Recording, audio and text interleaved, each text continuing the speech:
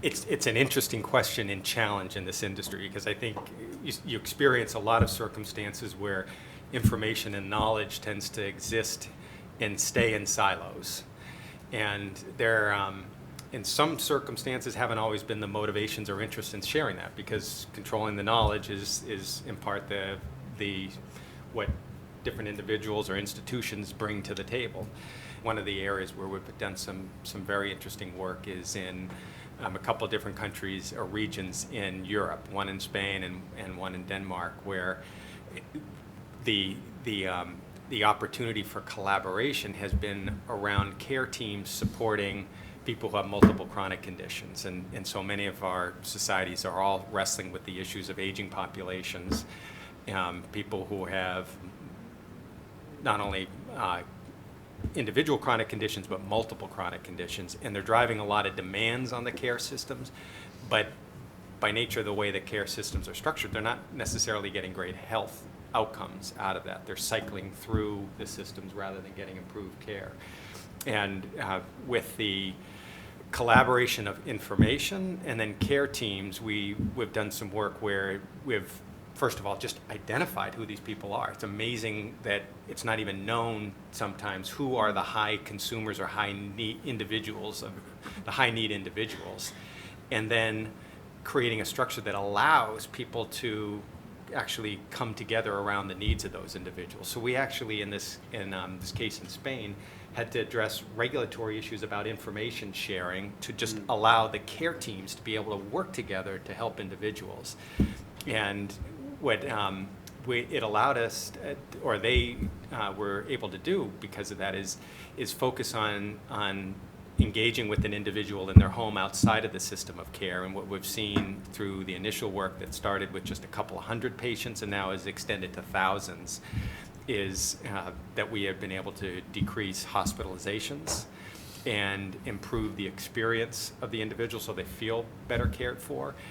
And we're seeing it's early to identify how are the health outcomes improved, but there are definitely indications that are saying that they're getting better health through that as well. So inherently, collaboration is needed if we're going to discover and learn things differently. There's so many structural things that have gotten in the way of it, but when we're able to come together as groups to actually work together, it's really been very impressive what we've been able to achieve through it. Imagine how important it would be for a clinician to actually know exactly the type of molecules that have just appeared in the patient's body, and they are biomarkers and they are indicators of a specific disease, or they can indicate how the treatment is progressing.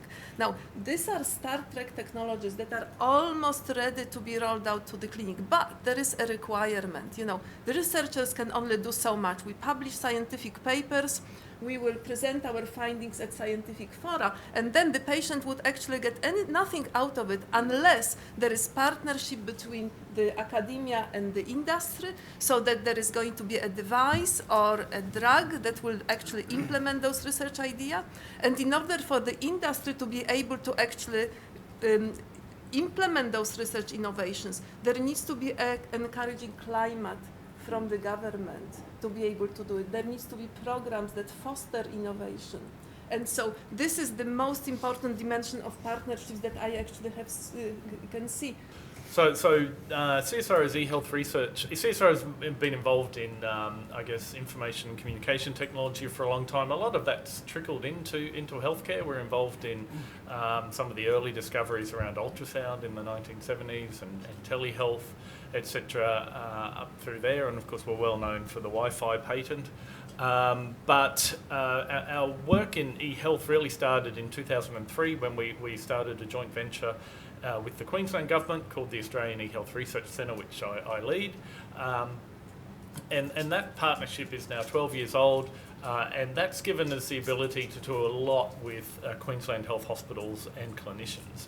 And so what we have seen there is the easy availability without so many constrictions around funding and things for a research organisation to be involved with clinicians and hospitals looking at the problems they're facing. So the collaboration has been fantastic, and we now have a number of technologies and programs which are starting to get out of the research and into delivery. An example is our patient admission prediction tool, which predicts how many patients are going to turn up at an emergency department, and then will need to go on and have a bed in the hospital. And so that's helping now all of Queensland's 30 hospitals. It's available to them.